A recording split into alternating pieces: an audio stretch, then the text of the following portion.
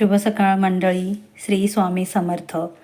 आज आपण या व्हिडिओमधून पाहणार आहोत की महाशिवरात्रीला महादेवाची पूजा कशी करायची आहे. तर चला बघूया. तर या महाशिवरात्रीला 2026 तिथी तारीख 15 फेब्रुवारी रविवार या दिवशी पूजा करायची आहे. 5:04 सुरुवात होत आहे.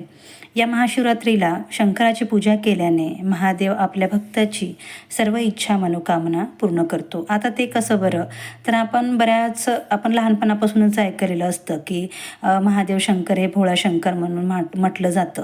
आपण थोडी जरी पूजा केली तरी महादेव हे आपल्यावर प्रसन्न होतील असं आपण लहानपणापासून ऐकलं जातं. तर यावर्षी जी पूजा करायची आहे, जर पूजा तर करायचीच आहे आणि त्या दिवशी रुद्राभिषेक सुद्धा करायचा आहे. आपण दिवसभर ओम नमः शिवाय ओम नमः शिवाय असा जपसुद्धा करायचा आहे. आता त्यासोबतच आपल्याला हे माहीत असणं गरजेचं आहे की आता पूजेला जाताना किंवा मंदिरात पूजेला जाताना काय काय सामान न्यावं लागतं. तर त्या दिवशी कच्चं दूध नेतो. आपल्या घरातून पाण्याचा कलशसुद्धा आपल्या घरचा न्यायचा आहे. तापवलेलं दूध नाही न्यायचं आहे.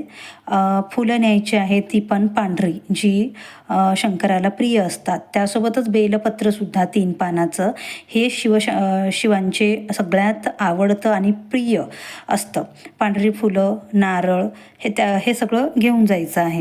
आणि देवाचे देव महादेव, आपण असं म्हणतो की जो कोणी या महाशिवरात्रीला मनोभावे पूजा करेल त्याला शंकर महादेव आपल्या भक्ताला प्रसन्न राहतील, दुःख दारिद्र्यातून बाहेर काढतील.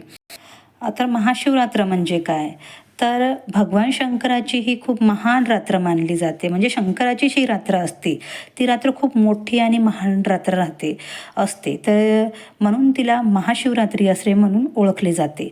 तर या महाशिवरात्रीला 4 प्रहर असतात. आता 4 प्रहर असतात. तर कोणी 1 प्रहर पूजा करतो, कोणी 2 करतं, तर कोणी 4 प्रहरसुद्धा पूजा करतं. प्रत्येकाला जसं शक्य आहे तसं तो पूजा करत असतो. आता त्या दिवशी उपवास करायचा आहे, तर दिवसभर उपवास करतो आपण आणि त्याला फळं, कोणी दूधच घेतं तर कोणी फळं घेतं तर कोणी काहीच खात नाही. तर शक्यतो आपण तिखट मीठ हे टाळलं पाहिजे.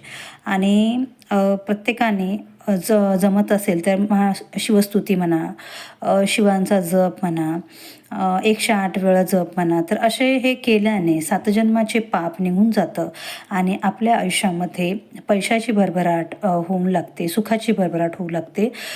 महाशिवरात्रीला शंकर हे त्या दिवशी खूप आनंदी राहतात. त्यामुळे त्यांना खुश करणं आपलं काम असतं आणि त्याच्या परतफेडीमध्ये शिव हे आपल्याला सुख, काही आपल्या समस्या असतील, काही आपल्या अडचणी असतील तर त्या दूर करण्यात नक्की मदत करतील.